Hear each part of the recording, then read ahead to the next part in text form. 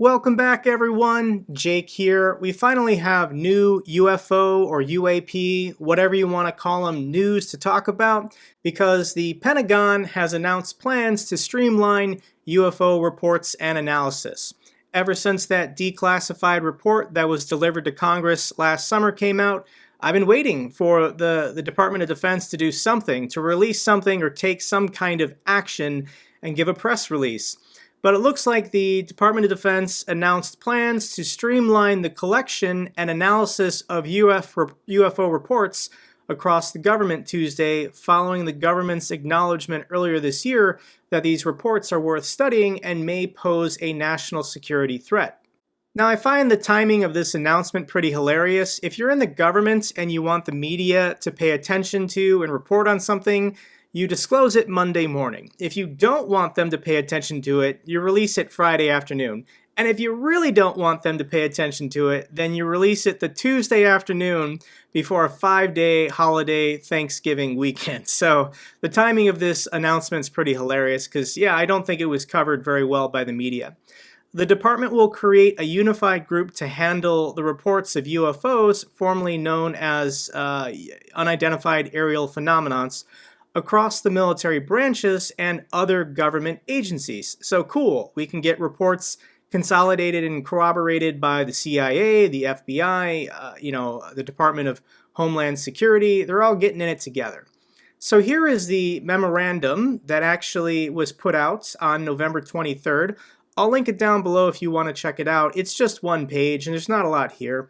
The presence of unidentified aerial phenomena in special use airspace, SUA, designated in accordance with blah blah blah, represents a potential safety of flight risk to air crews and raises potential national security concerns. So these UAPs were being told by Navy pilots that these UAPs interrupt their exercises and violate our airspace all the time. It's a safety risk. You're almost having mid-air collisions, crashing, and potentially losing military personnel. So yes, it's a huge safety risk. It's a national security concern.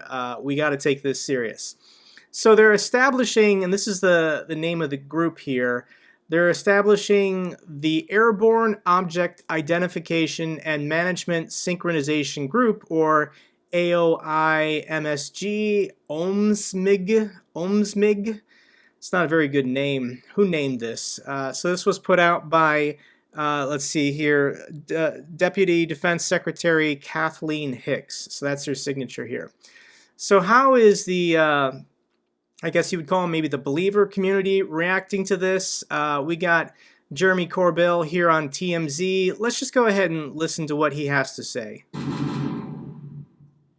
So what do you think about this? Oh man, George Knapp and I warned you, we warned everybody about this, that there would be pushback by the Pentagon and the DoD. Any other day in history, this announcement appears encouraging, but it really, what this announcement is a weaponized attempt to undercut the congressional support for the UFO or UAP legislation and the amendment that was just put forward from the National Defense Authorization Act. So this is a power grab by the Pentagon, and it was a sneak attack. You know, there's been this cone of silence for over 80 years, and this Undersecretary of Defense for Intelligence, which is where this new program was just named from, is the same organization that tried to kill the UAP efforts for all these years. They've constantly lied about it to the American public, and they have, persecuted witnesses. They encourage classification for this stuff that is over the top. And honestly, they're only looking at incursions in special use areas. This is not what we have been fighting for. We have been fighting for what is right now being proposed by Senator Gillibrand and all of those amendments we're seeing being looked at by Congress right now. So basically, look, you have the Pentagon trying to take control of the UAP narrative again, and I don't see this as a good thing if it's just isolated. Harvey, your optimism is on point. You can't put this genie back in the bottle. Even the show we did together, the videos that George Knapp and I released through you, and that we were able to get out to the world, that really poked the bear. Now, if there's a fight going down, the American people are going to win because representative government, it has to represent us as citizens. So when I said, UFO Twitter unite, I'm not kidding. We have power. The American citizens have power now. So look, I want to be positive about this. And you're right, Harvey. Maybe just the act itself of fighting against this transparency is going to further create transparency. So that's an interesting take. People saying that, what the UFO community has been fighting for forever, basically, but especially in the last year or two, this crescendo that built up so much that members of Congress don't even want to ignore it anymore. They're saying, well, this move by the DoD is not beneficial. It's not going to increase transparency or awareness, and we're not going to get real answers.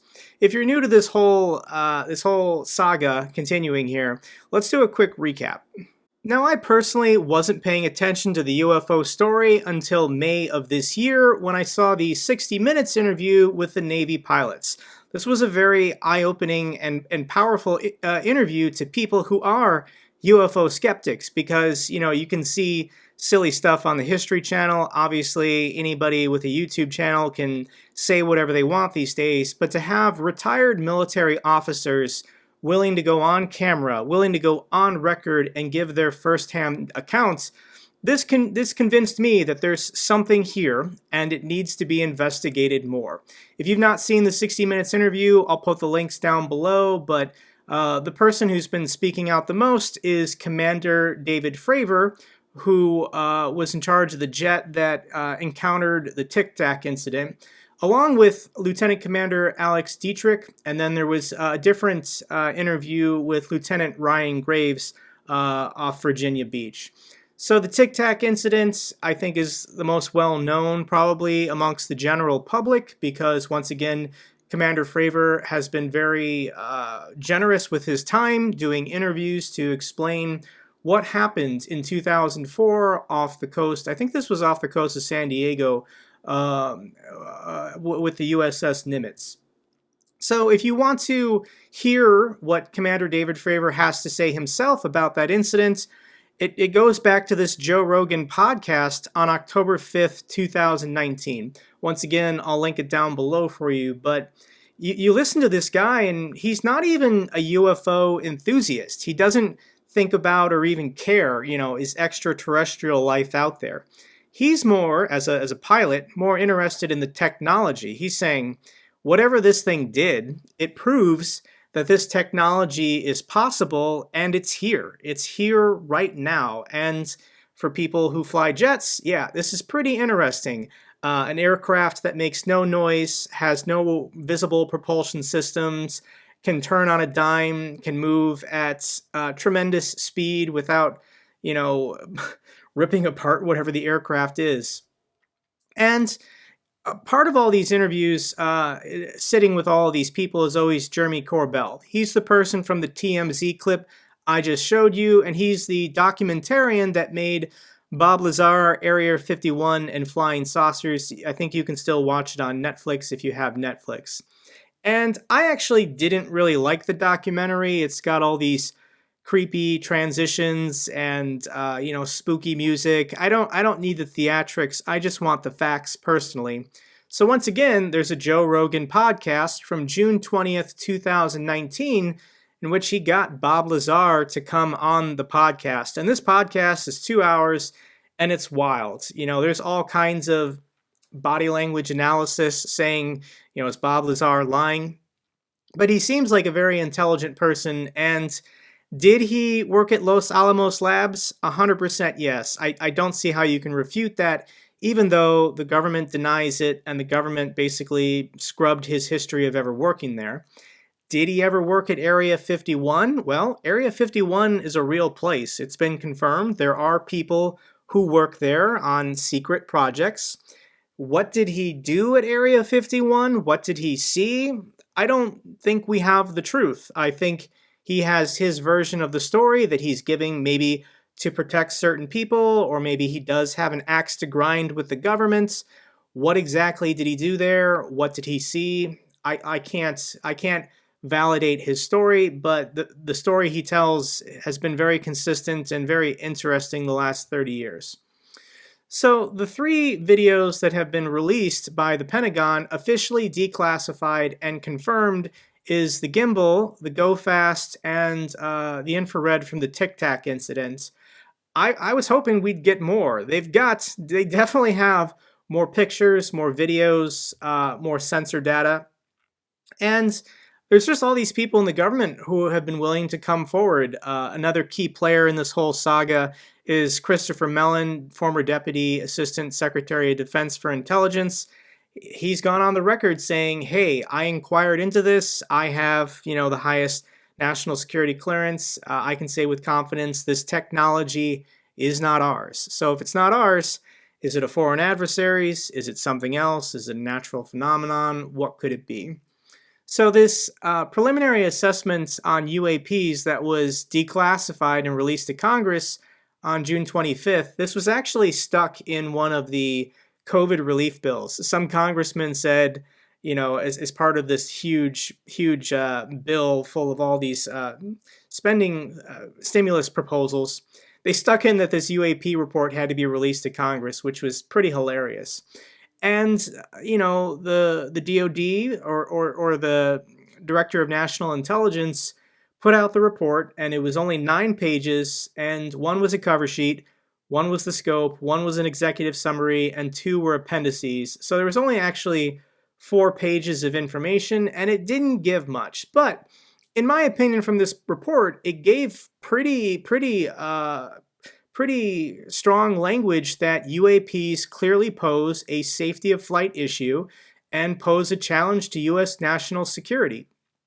In this report, it said consistent consolidation of reports from across the federal government, standardized reporting, increased collection analysis, and a streamlined process for screening all such reports against a broad range of relevant data will allow for a more sophisticated analysis of UAPs. So it looks like we're a couple months later from this report coming out, and they're doing exactly what they said they were doing. By creating this Airborne Object Identification and Management Synchronization Group, hopefully it's funded by Congress, and they have experts they're bringing in, and once again, they're collecting all of this information on UAPs, not just from the DoD, but from all branches of government, and we can maybe get some more cool videos and pictures. The UAP report said that there was 144 incidences, and 80 of them were observed with multiple sensors. So cameras, radar, infrared, 144 recorded incidences, 80 involving multiple sensor data. I would love it if some of this got declassified and released. I definitely want to see what this stuff looks like. So what's coming in the near term? What is coming in the year 2022? And I feel like something big is coming. The fact that Congress is actually getting involved, the fact that, and I think we have to thank Joe Rogan more than anybody, but people are more aware of this issue and are talking about it more than they have definitely in my lifetime. Just the fact that credible people like Commander Fravor are willing to come forward and tell their story along with other uniformed service members, the fact that people are talking about it is getting Congress interested. And I don't know if somebody at the DoD knows something, and oh geez, I just feel like something big is coming, guys. And I don't know what it could be. On my channel in the past, we've talked about the possibilities of what could these UAPs be. Are they in fact secret US technology, or maybe secret private corporate technology? Are they secret adversary tech? Are they natural phenomenon native to the Earth that we're just not aware of yet?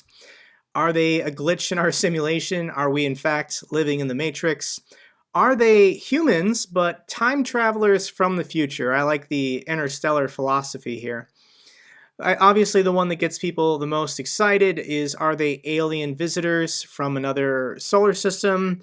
Or perhaps are they multi-dimensional beings visiting us from a different dimension? Or, and this one I actually lean towards the most, is there another explanation? Something that we're just not considering as a possibility? Is there in fact not one of these 7, but an 8th explanation for what these UAPs are. What are these pilots seeing and recording in the skies? If you made it this far, I'm sure you have a theory on what is going on. Let me know in a comment down below. If you enjoyed this video, give me a thumbs up. Really helps out with the algorithm. Till the next video, guys, take care.